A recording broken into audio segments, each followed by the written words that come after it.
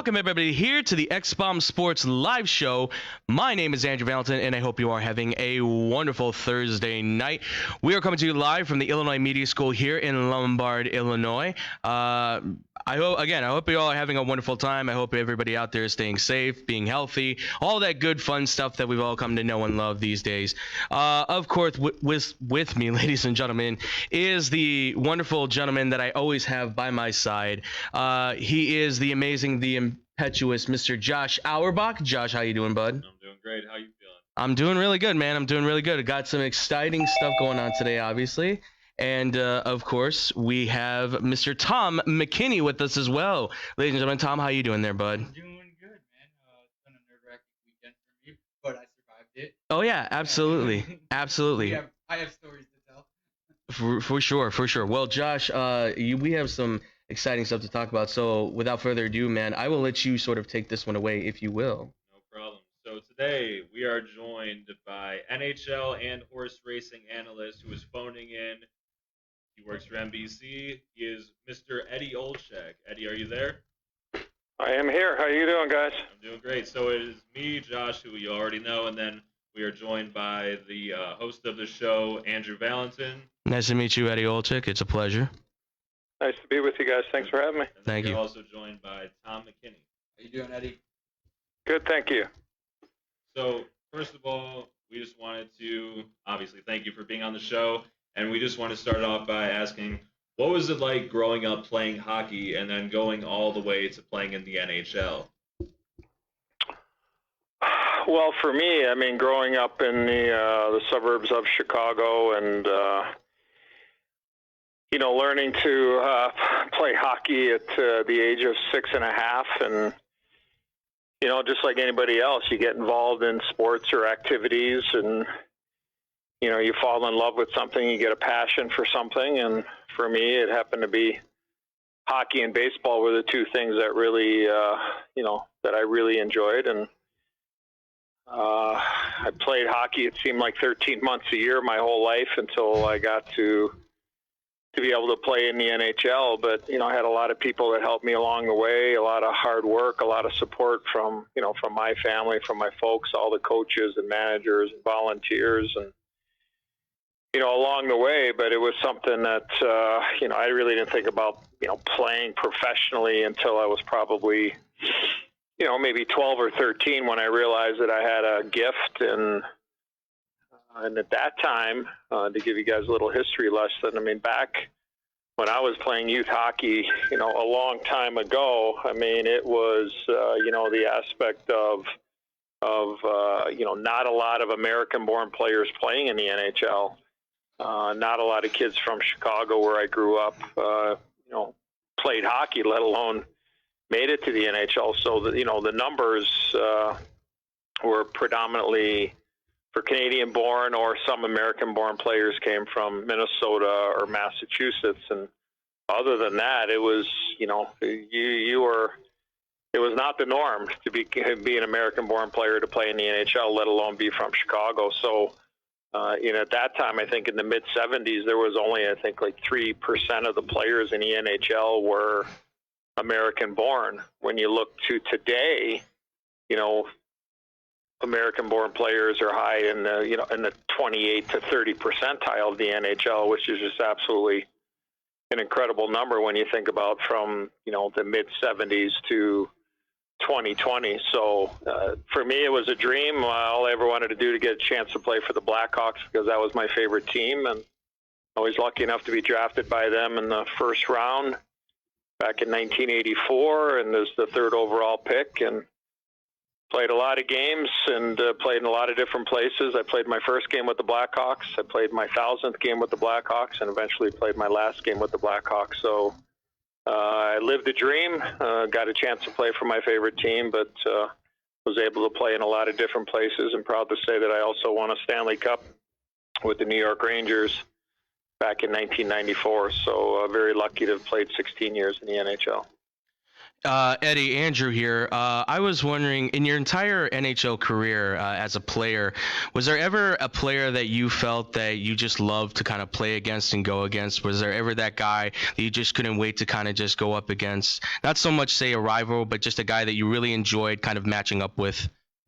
Yeah, I mean, I think there's, Andrew, it's a good question. It's a great question, actually. I mean, there were, a boatload of guys in the era that I played, whether it was guys that I, had watched on TV 3, 4, 5 years prior to that, or, came into the league when I did. A guy like Mario Lemieux, who was drafted first overall in that 1984 draft, and I went third overall, and obviously had known who Mario was, but playing against a guy like Wayne Gretzky, or playing with Dennis Savard or Steve Larmer, two of the greatest Blackhawks of all time. So I mean, I was very lucky to be able to play against a lot of great players, and when you are playing against the best or playing with the best, it certainly takes your game to another level. And the challenges of going head to head or going up against their team. I mean, hockey to me is the ultimate team game, but the individuals make up the team, and when you do have world-class players, the numbers speak for themselves. But I was lucky enough to play in an era where some of the greatest players that have ever played in the game, I was able to either play with or play against, and very proud of the era that that I played in between 1984 and 2000. Yeah, definitely, man. Absolutely, Eddie. I mean, you played against certainly some of the best we've ever seen before. You said Mario Lemieux, so from there, I actually want to kind of turn it on that. You obviously coached Mario Lemieux. You've also coached some of the soon-to-be greats such as Sidney Crosby, Marc-Andre Fleury, Mark Ricci, along with so many other great names when you were with the Boston Bruins. I wanted to ask you, what was it like to make the transition going from being a player to a coach, and what was that experience like being a coach? I mean, I miss it. I miss it a lot. I miss the teaching. I missed watching the players enjoy success. I miss the part of trying to fix the losing. I retired in 2000. I got into the TV booth for 3 years and inquired about and interviewed for a head coaching job with the Pittsburgh Penguins in the summer of 2003. And obviously had a good interview, and I had gone into the interview actually to paint a picture. The Pittsburgh Penguins had their two minor league teams did not have coaches at the time, so they didn't have a coach in the organization, either at the NHL level, the American League, or the East Coast Hockey League. And I went in there for the American Hockey League job, and the next thing you know, I'm getting offered the head coaching job with the Pittsburgh Penguins. So, oh, wow. I didn't have any experience, but I mean, look, when you look at where sports are today, I mean, look at John Lynch, the general manager of the San Francisco 49ers. They went to the Super Bowl last year, and he had gone from the broadcast booth to become general manager. David Ross, the manager of the Chicago Cubs, no managerial experience. Aaron Boone, the manager of the New York Yankees, went from the TV booth to in the dugout. It's happened numerous times in basketball, so it really wasn't, maybe at the time it was a tad, out of the norm for hockey, but it's happened in other sports. And, you could look up, I mean, baseball, it happened quite a bit where players went from playing to managing. So, I think the toughest challenge is having played with some of those guys, like I had played with Mario, but in that situation, Mario was also the owner of the team. He happened to be the captain of the team, and so that was an interesting dynamic to be the head coach of a player that owns the team, and obviously one of the greatest players ever to play in the National Hockey League. So I enjoyed it very much. I mean, I was a little disappointed I wasn't able to see it through, but we had a plan, and we were going to blow it up and rebuild and be a part of a 5-year plan. And unfortunately, I was only there the first 2+ years, and then eventually the Penguins went on and won a Stanley Cup within that 5 years. But it was something I would never trade in for. It made me a better broadcaster. I think it made me a better hockey guy, and I miss it. I miss it every day. But very much at peace at what I'm doing now, broadcasting games locally in Chicago for the Blackhawks and also nationally and on NBC. But, some of the players you mentioned of, Mario Lemieux and Sidney Crosby and Marc-Andre Fleury, I mean, those guys are, not only world-class players, but when you have a relationship with somebody and you respect them as much as I do, it really means a lot when you're able to, to be around them and to know them away from the hockey rink. So, like I said, I'm disappointed the way it worked, that it kind of finished there when I was only able to see it through a couple of years. But I know that certainly helped me in my broadcasting career. Absolutely. And what a great broadcasting career it has been, of course, too. But when we do come back from this break, ladies and gentlemen, we will be talking more here with Eddie Olczyk about his broadcasting career and so much more. So don't go anywhere. We'll be right back here on the X-Bomb Sports Live Show. Hey, hon, check out my new podcast. It's great, right? Well, I like the content, but the production could definitely use some work. You should try Hagelock Media's Adobe Audition templates. They're so affordable and easy to use, anyone can sound like a pro in seconds. Today we're counting down the top 10 series.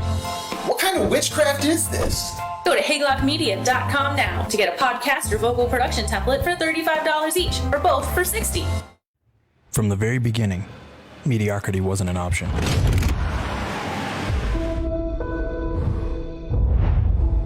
We didn't want to just change the game. We wanted to redefine it. Of course, mistakes are inevitable.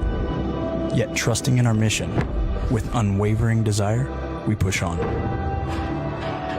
Like the phoenix, we rise from the ashes. Our mistakes don't define us. They refine us. Our experiences have taught us that individually we are strong, but together we are unstoppable. More than a team, we're a family. Like the phoenix, we rise up.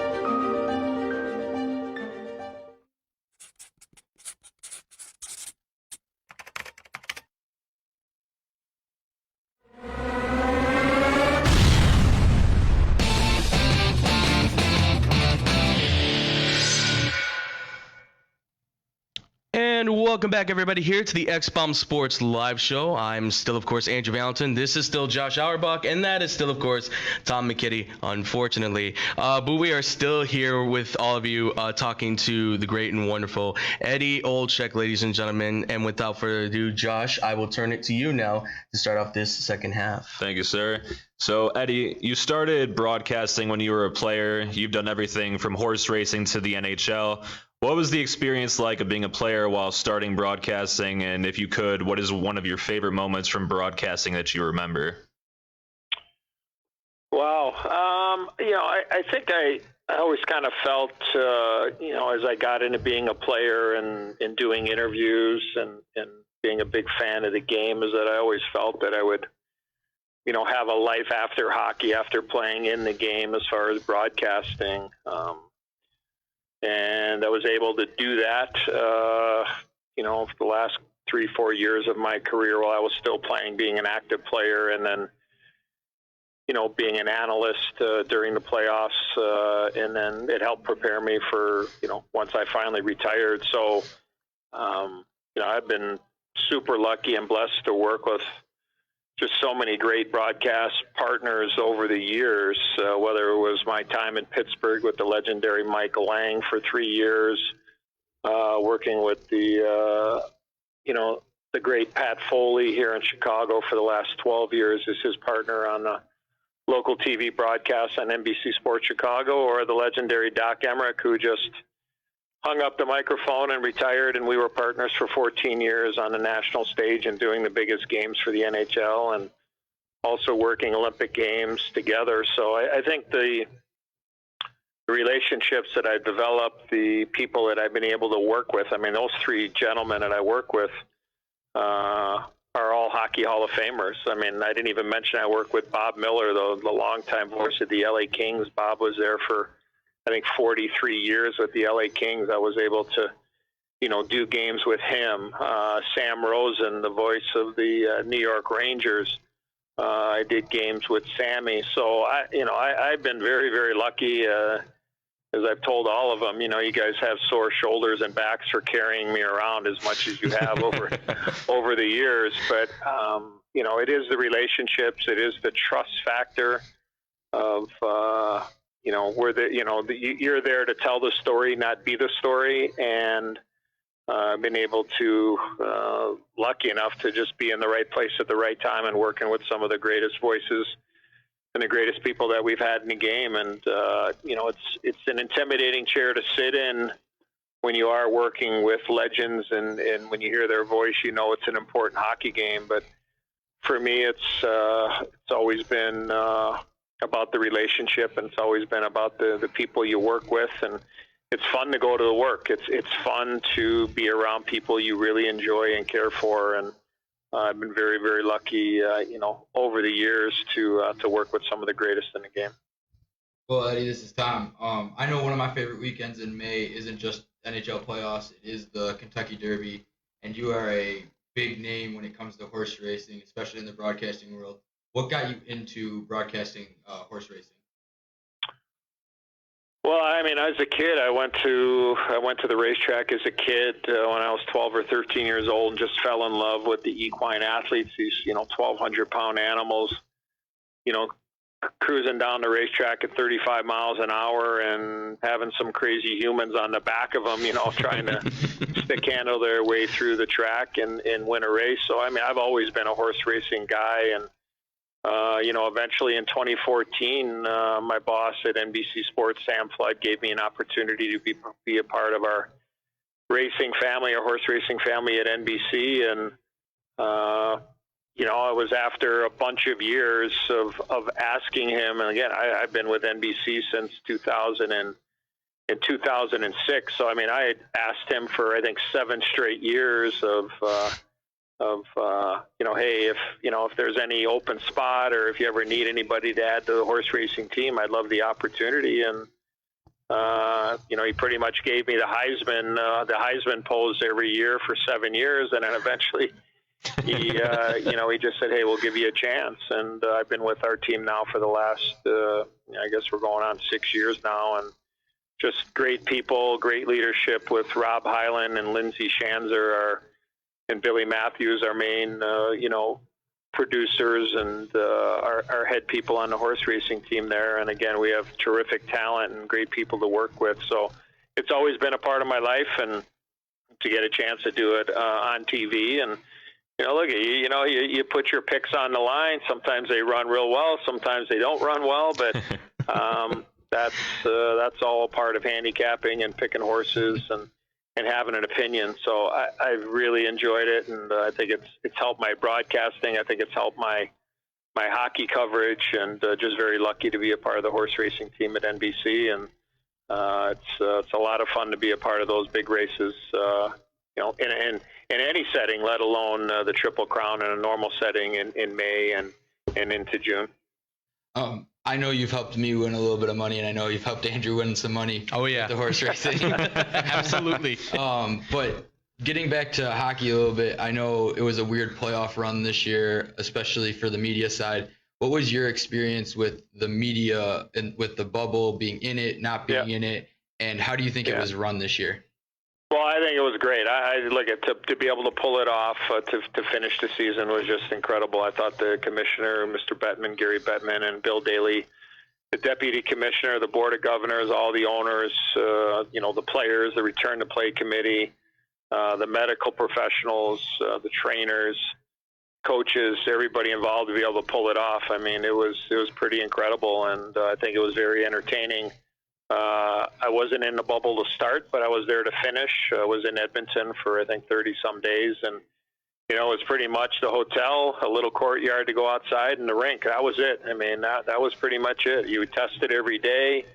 You had hockey pretty much every day, and but I think it was just really important for the league to finish healthy and finish in the safest way possible, and then they were able to pull it off. And we saw it with the NBA bubble, we saw it with the WNBA bubble. Right. But again, I mean, that's a short period of time when you're living in a global pandemic and not knowing what's going on. But I think that the NHL did an incredible job, and like I said, it starts with the leadership of the league and the hockey operations department and everybody. And as far as the TV part of it, hey, look, we played the hand that was dealt. I did some games from a studio in Stamford, Connecticut, and NBC. Some games I did from my basement here in Chicago. I told you. And then eventually worked my way out to the bubble. So it's just, we found a new way to do games, and it's not perfect, but this year and this world is not perfect right now, and you just got to play the hand that's dealt, and always, just do the best that you can with the equipment that you have and the situation that you're in, and that's the way that we looked at it, and I'm just extremely proud to have been a very small part of it, and we were able to pull it off, and hopefully hockey fans were entertained, and we knew that. Look, in the reality of everything, we know what was going. We know what was going on, and still is obviously in the real world. Like, we were just there to entertain, and if people could get away from the real world for a couple of hours by turning on the TV and watching hockey or watching their favorite player or team, then we were doing our job and our service to society, and that's the way that we looked at it, and I think we pulled it off. And congratulations to the Tampa Bay Lightning for being the team that had the most pressure on them coming into the bubble, and they were able to be the best team standing and the last team standing, and it was a hell of a playoff run for sure. Now, I know I was definitely excited to have hockey back, but I'm also excited to see the new season coming around. Rumor has it there's talking a January 1st startup date. What are your thoughts on this upcoming season with everything still going on? Well, we hope so. We hope we can get back started sooner than later, but we're all on, we're all in neutral right now, just waiting for some sort of direction. But look, at first and foremost, we want everybody, we all want to be safe, we all want to be healthy. But it is a business, and they're going to try to navigate that. It's not only the owners, but it's also the players as well. So there are a lot of hoops to jump through before we drop the puck again, and hopefully it will be sooner than later, and we can get back to some sort of seeing teams playing in different buildings, and whether or not we have fans or not. I mean, that's still to be determined, but there's lots of maneuvering to still go on. But hopefully we'll be playing hockey by mid-January, and we'll just wait for the medical professionals to give us the guidance and the league to give us the thumbs up, and hopefully we'll get some news on this sooner than later. Yeah, absolutely, Eddie. I mean, I think I can say for all of us, especially and not just being hockey fans ourselves, also being sports fans, I think we're really excited to just kind of see with everything getting not so much back to normal, but at least getting itself back into the swing of things like we know it is for sports. So I think we're all very excited to see it come back, and obviously to hear your voice again too for hockey itself, because we've certainly missed it, even though it has only been a short amount of time for sure. But Eddie Olczyk, thank you so much for being with us. We really do appreciate this very much. So, I mean, you guys, thanks for having me. You guys stay safe, and hopefully we'll all be on the right side of this sooner than later, and look forward to chatting with you guys soon again. So stay safe and all the best, and appreciate your time. Yes, sir. Thank you, Eddie. Thank you so much, Eddie. Appreciate it. Ladies and gentlemen, Eddie Olczyk joining us here on the X-Bomb Sports Live show. What a treat for us here, and what a treat for you all out there. Thank you again, Eddie Olczyk, for this great opportunity. Well, when we do come back here, ladies and gentlemen, we'll be getting back into our usual sports talk. We'll be hitting the baseball diamond, and of course, we'll be talking our good old football. Don't go anywhere. We'll be right back here on the X-Bomb Sports Live show. Hey, hon, check out my new podcast. It's great, right? Well, I like the content, but the production could definitely use some work. You should try Hagelock Media's Adobe Audition templates. They're so affordable and easy to use, anyone can sound like a pro in seconds. Today we're counting down the top 10 series. What kind of witchcraft is this? Go to hagelockmedia.com now to get a podcast or vocal production template for $35 each, or both for $60. From the very beginning, mediocrity wasn't an option.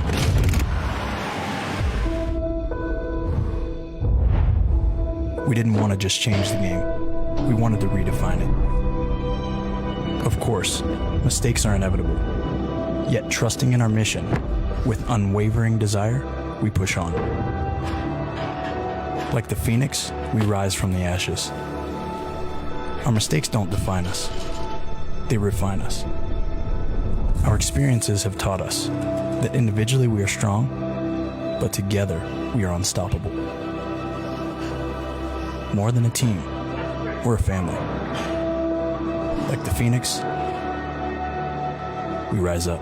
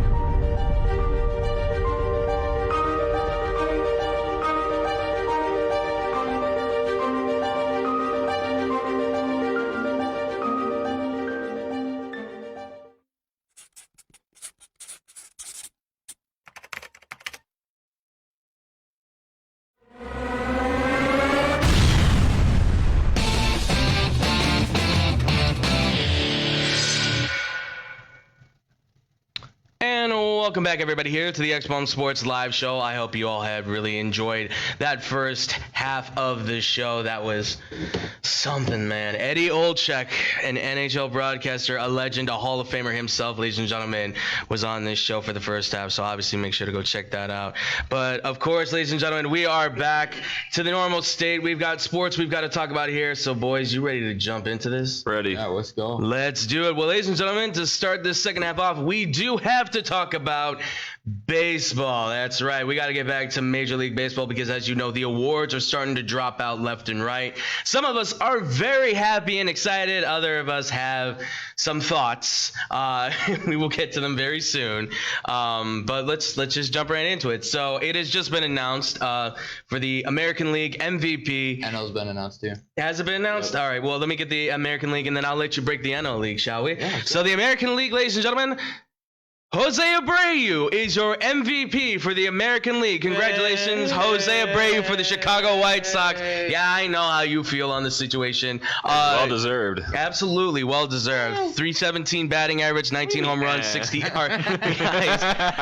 on-base percentage of 370. He was phenomenal, if I can use my word. He was absolutely phenomenal. A true player all the way through and through. I mean, I don't think he missed a single game, if I'm not mistaken. I think he missed one or two. Yeah, I mean, he But was. that was also because your manager was terrible. Well, let's not talk about that. That's for a whole nother discussion, shall we? And now you got a brand new manager. And he's even worse. You know, in trouble by the law. I've already season. I've already said my piece on Tony La Russa with Drew. But I haven't said my piece. I know you haven't said yeah. your piece. I don't want to hear your piece. No, you should let him unload. I don't really want him to. This is the worst signing they've ever done. This team, unfortunately, I don't think this team's even gonna squeak the playoffs again. You really don't think You so? needed to go younger. You're gonna lose this debate. You got 2 Cubs fans going up against you. On top of that, you should have gone AJ Brzezinski. Yeah. I'm agree with that. not. Look at the success of Boone. Yeah. Look at the success of David Ross. Listen to Eddie Olczyk. Listen to Eddie Olczyk. Perfect example, though. No, absolutely. Yeah, okay. No one gave. I was even one that was questioning the David Ross one. I was all for it, but at the same time, I was like, I still don't know if I feel right. I didn't like the other options that we had. And you go out and sign someone who's old and now is in trouble by the law. Hold on. The White Sox did. I didn't do You're nothing. right, you're right. This was not my decision. Was a Jerry thing. This was Jerry Reitendorf saying, yeah, you know when Hawk Harrelson messed up back in '84? We have to repent for that sin. No, you don't. Yeah, you don't have to repent for any old sins. Well, it's now come out that the White Sox are waiting for everything. For everybody unaware, he's been arrested again. He was arrested back in February, I believe, For is a when it was. DUI For a down in DUI. Arizona. In Arizona. They're waiting for everything to come out to decide their decision. If it's true that obviously it's true, but if it comes out that he's a lot worse than what it said, I don't think he's the manager. I think you guys are looking for a new one. I think so too. I mean, They get their mulligan. By the way, it's 99 days till pitchers and catchers report. yes, very true. Well, here's the thing. One thing that if you don't know Jerry Reinsdorf, and I don't know him personally, but if you want to know something about the dude's personality, yeah, let me tell you something about it. He does not like to be embarrassed. That's one thing for sure. And this certainly is, I think, a very embarrassing mark on his resume, let's say, to make this moment happen. Hiring Tony La Russa, and then all of this stuff comes out. I agree, though. I mean, and I will say this even too. I said even with hiring Tony La Russa, I don't think it's out of the realm to go get guys like AJ Brzezinski, or even talk to Paul Konerko potentially coming back, maybe being the hitting coach, bringing in some of those guys to bring. Frank Thomas was bringing Big Hurt back. Right. Bring in those guys that were a part of that team that either won the World Series or were a part of the team that made a difference. Those three won the World Series. Well, yeah, but that's what I mean. Is like bring in those guys that made the difference. Yeah. Even if you are going to say we're going to stick with this man, because you can't bring him in and then say, well, he's going to choose all his guys. Sure he's going to. could. I mean, he could, but all the guys he's going to choose, I'm afraid, are going to be like Sparky, the Ashes of Sparky Anderson and things like that. Yeah, he's got skeletons in the closet. yeah, exactly. So I would like, even if he is still the manager, for him to bring in those guys, or for the White Sox at least to have Greg Hahn reach out and say, hey, let's bring in those old guys and let's have them be the coaches, because at least if anything, they're going to be the ones that get to the youth.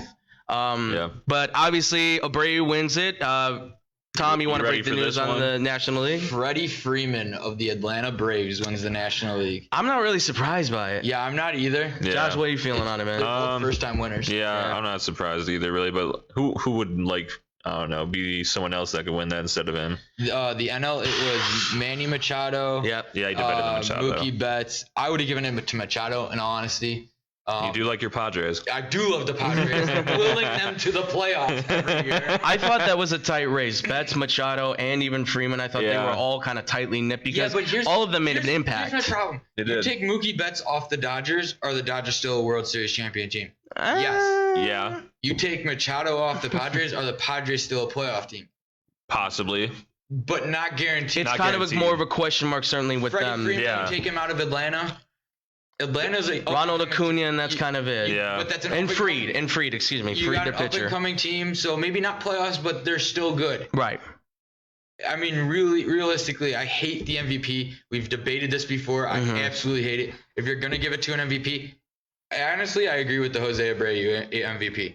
It should have never gone to anybody else. I don't even know who was up for it besides him. I mean, the only other guys I was hearing was Jose Ramirez from the Indians.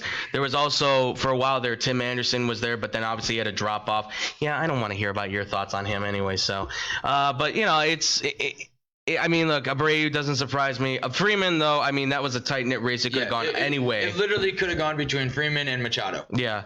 But obviously, look, MVP, congratulations to those guys. Cy Young, though, is one I want to get into. Yeah. Josh, you want to tell us who are the Cy Young winners and maybe give us a little bit of your take on those? Go to Tom because I do not have that pulled up. You yet. want to say, because I know you've got your piece to say on this for sure. The first unanimous choice in the AL since the 2011 season. Yep. The winner of the AL Cy Young this year was Indians pitcher Shane Bieber. Yep. Yeah, for a good reason. Obviously, 8-1, setting an MLB record with a 41.1% strikeout rate, recording the lowest qualified ERA, 1.63 since 1969, and tying for the lowest opponent's average of .167 since 69.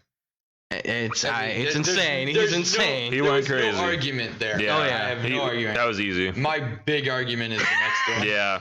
I mean, don't get me wrong. No, yeah, no, I think he definitely deserved it. But the National League Cy Young winner was Trevor Bauer, becoming the first Red to win the award after leading the NL in ERA with a 1.73, ERA plus, which I don't understand the difference. But it's 276, whip of 0.79, opponent's average 0.159, and shutouts he had 2. Obviously, I don't count shutouts. It was a short season. Right. Yeah. He ranked second in strikeouts with 100, and strikeouts per 9 innings 12.3. Don't get me wrong. I think he definitely deserved it. It shouldn't have been him, though. Should have been you, Darvish. Exactly. I think it should have been hands down. On an unbiased opinion, though? Yeah, completely. Yeah, okay. easily. Just making sure. I'm not trying to discredit what Trevor Bauer did. Right. But I'm also looking at what you Darvish did and what you Darvish has gone through. It was a way bigger impact. It was a way bigger impact than anything. I mean, you look at it hands down. I'm going to jump into it real quick. Gold gloves. The Cubs had Anthony Rizzo and Javi Baez, who finally got his Gold Glove. And the first time ever they're doing a team Gold Glove, the Indians won the American League and the Cubs won the team Gold Glove for the NL. Right. You hear that, Andrew? That should tell you something. Hey man, we had our first rookie finally win the Golden Glove, and he was damn good. He should have won Rookie of the Year if he hadn't faded away. Come on, Robert. But I believe in you, baby. I think Trevor Bauer definitely deserved this, but I think the race was a lot tighter than what people are saying it was. That you Darvish, I think he was right there. Yeah. And I think that, in my opinion, Cy Young is just like the MVP, who means more to a team, and those two definitely meant more to their teams. But that was what I was going to ask you. It's the same kind of question I would say. Like if you take Trevor Bauer off the Cincinnati Reds, I feel like they get significantly worse. I know he did not have the strongest record per se, but let's be honest, he was the best pitcher on that staff. He's definitely as was you Darvish for the Cubs. One. Right. But at the same time, you take Trevor Bauer off the team, that rotation isn't terrible. No, it's not. That rotation is. But if you take the White Sox rotation, and the White Sox rotation isn't terrible. No. It's not a knock at the White Sox. Right. But at the same time, you said it right there. Do you take Darvish off the team? I mean, you still have some good guys. You have Alex Mills, John Lester's doing what he was doing, and only if Jose Quintana could have actually gotten there. Tyler Chatwood's turned it around. Yeah. I hold a question mark over him. Let's say that's fine. I say to John Lester too. It's his age. Yeah, it is. That's all it is. I think if the Cubs keep him, he goes to the bull. I have Rookie of the Year and Manager of the Year if you want to go there. Yeah, let's do that. You want to hit Rookie of the Year and I'll take Manager of the Year, or do you want to take Manager of the Year, Josh? I don't have it. Okay. So I'm behind on this stuff. I'm still starstruck by Eddie Olczyk. It's okay, hey man, we all are. Believe me. So it was another unanimous selection for the honor of AL Rookie of the Year, and that goes to Kyle Lewis. I'll give it to him. Oh yeah, I heard about that one. Seattle Mariners becoming just the second rookie to lead the team an average of .26, home runs 11. Runs 37 and walks 34, and was a mainstay on highlight reels with multiple home run robberies. Yeah, I will give it to him as I didn't watch. Way better than Fair. Shut up. I did not. I watched a couple of Seattle Mariners games to see this kid. They're on too late. They are on late. Believe me. He is a real deal kind of player. Now we're not talking Ken Griffey Jr. certainly, but I think he can be like that next face for the team. At least get them to 500. That's what I'm saying. At least get them to 500. So, but I agree with it. I still say, Rivera, if you just would have kept hitting, man, you would have been it there. also doesn't help that your former manager just didn't play him like. Yeah, well, you know, we're not going to talk about Renty anymore. And he's no longer there. Yeah, you got a big one. You know who you got. Yeah, in the National League, first reliever to ever win a Rookie of the Year since 2011. That goes to Brewers pitcher. Devin Williams, fan day record 53% of his 100 batters faced, posting a microscopic .33 ERA and a .090 BAA, and becoming the first reliever since 2011. Hey man, he's got some zip on his ball. He's got good movement. Still couldn't strike out the Cubs. No, he could not. Not yet, but he's coming, man. We'll see. He's coming. It's the Brewers. What have I always said about the Brewers? They have 2 good years and then they drop off again for 4. Fair no enough. matter what you say about the Brewers, I'm always going to go against the Brewers. I don't care biases or not. Hey, by the way, Milwaukee fans, just so you're aware, we do call that second Wrigley. You're still on this? Yes. Oh my God. It's 2 years, ladies and gentlemen. It's 2 years. It's still going. All right. Managers of the year, ladies and gentlemen. It was, of course, for the American League, Kevin Cash for the Tampa Bay Rays. No shock whatsoever. Like, this one was given. I'm sorry, Rick Rennery didn't deserve it. I will say. Oh my God. It should have probably been pulled away though. Because how do you pull out Blake Snell when you still got a tied game? I don't understand it. Okay, I'm good. And in the NL League, kind of a shocker, although not really. I mean, I will give them credit. They pulled it out. Yeah. Don Mattingly for the National League, 31-29. Marlins. Miami Marlins did find a way to make the playoffs. Yeah, God. Surprisingly. Don't say who they beat. Don't you dare say who they beat. Hey, they lost to the A's. Yeah, we lost. You lost to, listen, the Cubs lost to the Miami Marlins. Undefeated. We lost to the Oakland A's, okay? It happens, all right? I mean, I'm not upset about this. I'm upset about it. I'm still looking. I get where you're coming from. But wait, hold on. I want to know, Josh, why do you not like this? Well, I'm not upset about him winning the NL Manager trophy, whatever. I'm upset that we lost to the Marlins. Okay. Completely unrelated, slightly. Disrespectful at this point. Okay. I'm not upset with him getting it. I think it was a tighter race between him and David Ross. They were like the comeback team the whole entire time, the Marlins. Yeah, the Marlins were. You're right, 100%. And I think that played a big factor on it. Yeah, they're underdogs. They were the cardiac kids of the year. They started the season and they had the big COVID case, and they were missing games left and right. I think that basically solidified if he could get this team to a playoff spot or close enough to winning Manager of the Year. But what David Ross did after the departure of Joe Madden here in Chicago, I think it should have helped him out a little bit more to push him over the top. But again, I'm not discrediting Don Mattingly at all. Yeah. See, this is the thing, though, Emily, and look, we want everybody to understand. We're not hating on each other here, okay? I know I'm White Sox and these guys are Cubs. Sox are terrible. Well, okay, so now it's war. Look, I'm saying, I think, for me... You said what? Calm down. Jesus. No, when I think about that, though, is that, because of the fact that David Ross kind of took over Joe Madden's team, I feel like that kind of maybe even hurt him a little bit. You know what I mean? Because it's kind of like you're kind of just taking the reign, you're kind of just taking the wheel and saying all you have to do is just don't crash the car. You're looking at a team that wasn't hitting well, and they came out strong, and their offense was unbelievable. Now, yes, towards the end of the season, it looked diminished. It looked terrible. They couldn't get off the field, even though they won the Gold Glove for team defense. They were amazing. Right. They struggled pitching towards the end, especially that bullpen. Yeah. That's the one thing. Don't touch the rest of the team. I mean, fine if you have to get rid of Chris Bryant because he's, I guess, being egotistical, but I don't understand that whole situation. That's another topic for another day. Yeah. Another thing you got to look at, though, is like that is a first-time manager in David Ross. Right. Yeah, so, like, never in that position. Never did that before. Don Mattingly's been there before. He's won the World Series. He's done everything. No, he hasn't won. Has he? He didn't win one in LA. I know he won one. I think he won one as a player at least. I think I know that. Player, I don't know if as a manager. I do know this. I know he's been around the world of baseball. That's for sure. Yeah. He's been through it all. Honestly, if the White Sox could have stolen him, I would have been fine with that. Oh, dude, in a heartbeat. In a heartbeat. How old is La Russa? 100? He looks Dewey La Russa. We've got a mummy being our manager now. How bad is that? How are you gonna be 80 years old and get a DUI? How are you gonna? Dude, how are you not gonna be 80-year-old and get a DUI? I mean, seriously, if I'm that age, I'm going for it. How is he gonna get off the bench to argue? How did he make it to the car? Thanks, Reinsdorf. You see what I gotta put up with now? Appreciate it. God, I hope he doesn't get signed. All right, look, obviously this has been a wonderful year for baseball and a crazy year for baseball. Let's say next year. It was nice to have baseball. We're not. It's nice to have baseball. Next year is going to be. I don't even know what we're going to be covering with that. I'm sure it's only going to be. So what did they argue about this time for the CBA? Because we've already kind of come to that conversation. It's going to be that followed by. So who do you think is going to win the strike?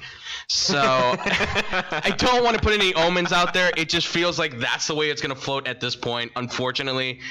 Fingers crossed, though. I hope both teams in Chicago. I hope it's an all Chicago World Series. The bet is still on. The bet is still on. It will never not be on. The bet is still on until one of them does win against the other, or we're both in the ground. Yeah, and even City at will that burn point, to the ground. even at that point when we're up in the pearly gates, I'll be like, "Ha, White Sox won. You got to put on the jersey."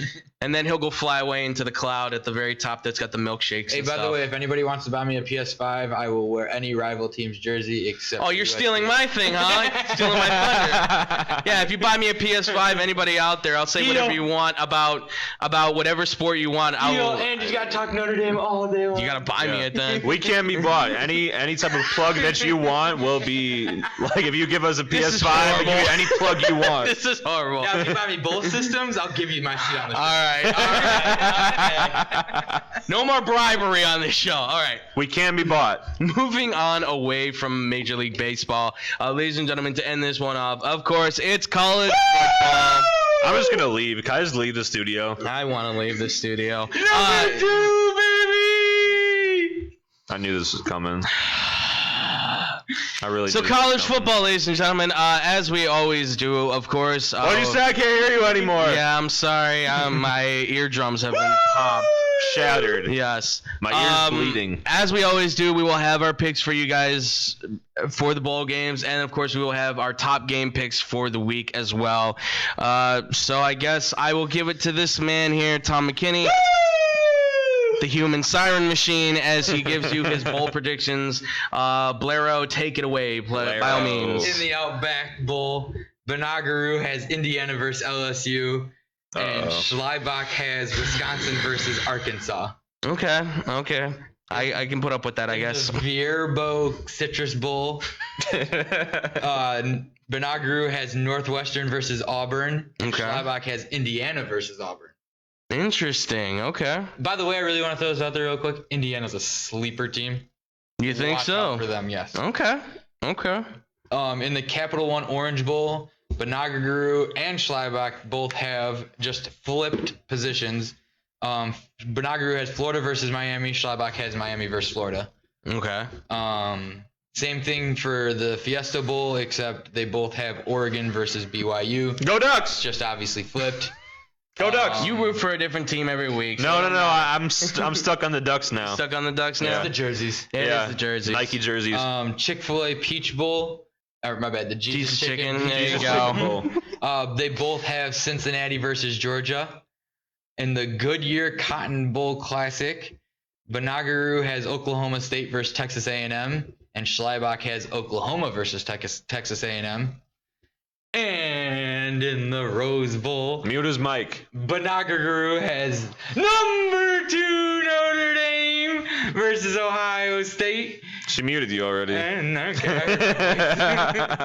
Schlierbach has Clemson versus Ohio State. And in the All-State Sugar Bowl, Banagaru has Alabama versus Clemson, and Schlierbach has Alabama versus the number 2 Fighting Irish. But they both have Ohio State, Alabama in the national championship. I want it all to end. Okay, yeah, so those are your bowl predictions. Happy Halloween, everybody. Woo! Number 2 in the country, baby. We beat Clemson. I'm still deaf. How do you... You've only had to deal with this for a couple months. I like being back there when Tom's on the show. 3 years, man. 3 years. When Tom's on the show, I like being back there more. Yeah, lucky you. All I'm right. right next to it. You're cut off by me. I'm a barrier, and then like all in my ear from Tom. 3 years, that's true. All right, well, ladies and gentlemen, it is our picks and predictions for the college football week. That's right, we're picking the best teams, the best games that we have found for the week. Boys, ready to get into this? Sure. All right, well, let's kick this one off. It is the first game up. Number 2, Notre Dame Fighting Irish against 5-3 Boston College Eagles. Boston College by 20. Notre Dame's favored by 13.5. The over-under is set at 50. You say Boston College by 20? Okay. Tom, would you like to pick a team? This game scares me 93 all over again. Yeah, the video's loaded up right here. I think it says, Doug Flutie, Hail Mary No, versus... that wasn't the game. Oh, no, excuse me. That was the... game. Yeah, this is right, excuse Doug me. Flutie was against Miami. Get your sport. No, he threw the Hail Mary against Notre Dame No, back he didn't. in... It was against Miami. No, it was. There was one against Notre Dame, Yeah, but too. not the one in 93. No, not the one in 93. Yeah, but I'm talking about... I'm not talking about that one. Whatever, I want your heart to break. It's not going to. Well, give your pick. First off, Notre Dame didn't wear green. Thank God. Hey, I'm not going to lie. Those gold helmets, all gold helmets, those look pretty cool. Yeah, they're really fun. But, who cares about Notre Dame? Yeah, okay. Thank you, Josh. You're just jealous. I like that helmets. Hey, Oregon will be up there. I got my national championship. I'm happy. Oregon's going for 1. Go Ducks. I'm going Notre Dame by 20. I'm going Boston College on this one. By 20. I think because of the fact that's their former quarterback in Jerkovic. I mean, he looks like a really good quarterback. And last week, even though Ian Book did look like a clutch quarterback, I will say that was a really good game against Clemson. He got outplayed by a freshman. I expect Boston College to come out and attack. I would say Boston College by 3. That's what I'll give it on that one, because I can't let him have any more satisfaction. All right, moving on. We have the number 20 USC Trojans against the Arizona Wildcats starting off their season. Arizona by 40. I know where you're going with this. USC right now is 14-point favorites. 67.5 is the over-under. Josh, who are you picking for this one? Arizona by 7. By 7. Okay, where you going with this muchacho? Arizona by 20. Jeez, what a shocker. He's not choosing USC. I'm going to say USC, but I'm going to say USC by 9. I think they got a good quarterback. I think they got a decent offense, but overall as a team, I don't expect much from this team, not especially a national championship, but expect some decent things to happen. All right, next we have the Arkansas Razorbacks, who are taking on... God, he's not here. The number 6 Florida Gators, who beat the Georgia Bulldogs last week by a huge amount, 44-28. All right, to be fair, by the way, the message I sent in the group, when I don't even want to know. When I had sent that to him saying that Florida was going to lose, they were losing at the time. And as soon as he responded back and said, no, they're not, I went and checked and they weren't. I've already said my piece with him. I didn't mean it. You shook hands. You bowed out at each other. Yeah. My team's still number 2. Yeah. Florida right now is 17.5-point favorites. Over-unders at 60. Josh, what are you taking? Florida by 23. Okay. Tom, who are you taking on this one, man? Arkansas by 23. Just can't let him have one. I'm going to say Florida. I think they come out against their former quarterback, Felipe Franks. They show him what for, and they go for 20 against him, too. All right. Next, we've got the number 11 Oregon Ducks. We're sitting at 1-0. They won their first game. Go Ducks! They're taking on the Washington State Cougars, who are also 1-0. Right now, the Ducks are only 10-point favorites, which is kind of small considering how good this team has been in the past. So, Josh, I ask you this, man. Who are you picking for this one? As the Oregon Ducks correspondent. Oh, is that what you are now? Ducks by 35. Okay. Ducks by 35. Ducks by 35. Tom, who you taking on this one? I mean, I can't go against the Ducks. I love that school. Yeah, exactly. It's second best to Notre Dame.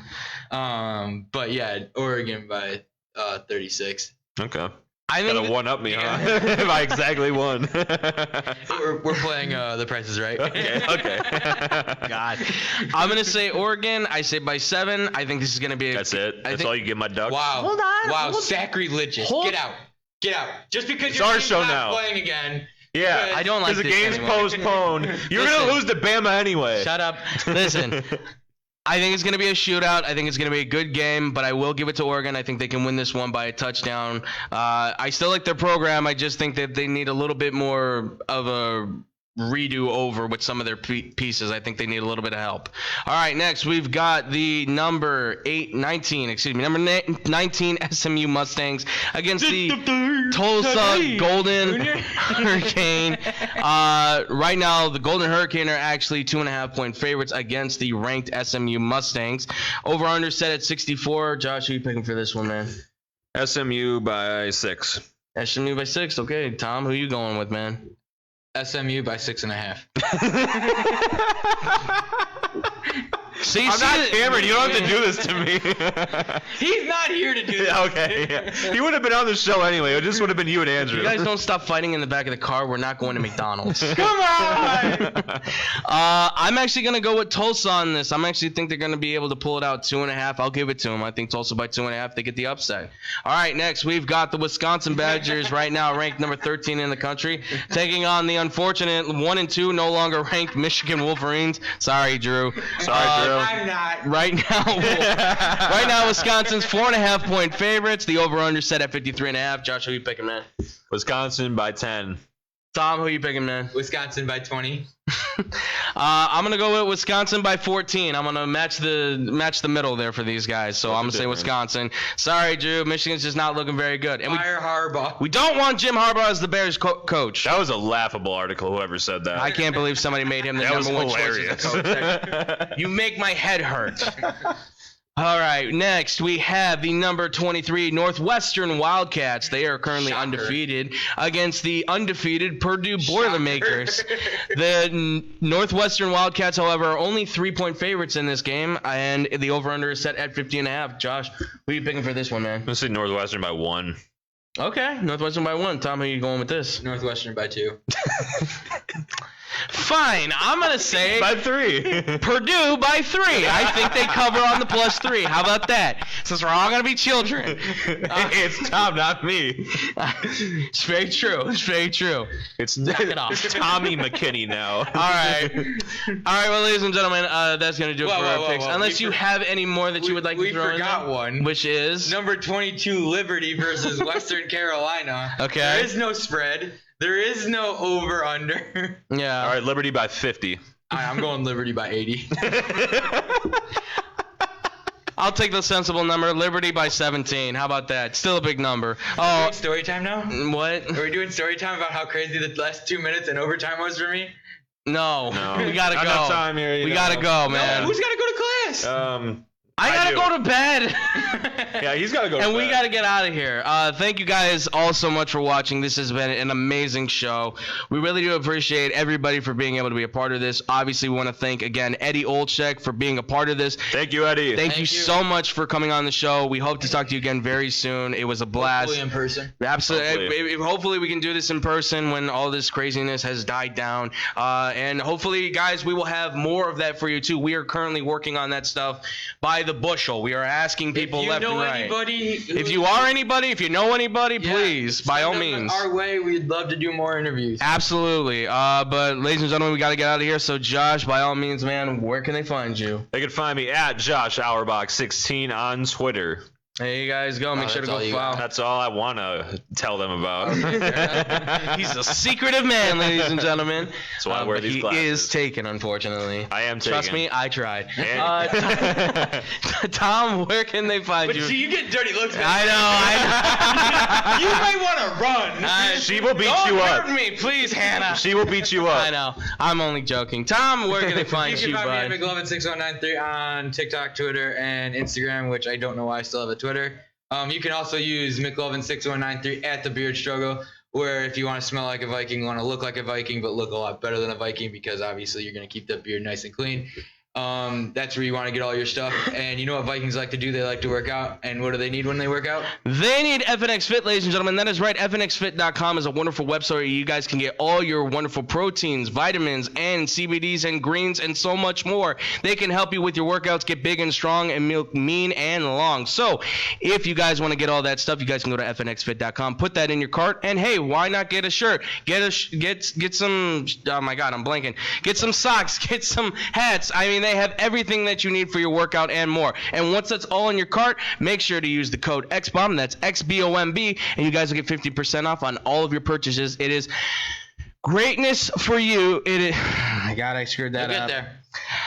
FNXBet.com. It's fuel for greatness, and it is great for you. I'm so sorry. My mind is going a million places. And, of course, ladies and gentlemen, too, make sure to use the code BOOMCREW. That's BOOMCREW at Powered. That is PRWDsport.com, where they have amazing athletic gear that you can get for your workout needs and, of course, anything more that you're looking for. So go over there, put all that stuff in your cart. And, again, that is BOOMCREW, and you guys get 30% off on all your purchases. And you guys can find me at The Fluffy Guru on Twitter. I am at Boom Crew Captain on Instagram. You guys can find me at Facebook.com/TeamXBombSports, where you can follow the show. Of course, make sure to follow us on our Instagram and our Twitter at XBombSports. What are you looking at me at all? Okay. And I think that's all the social media we have. Is there anything else we have to say? Hot dogs or tacos.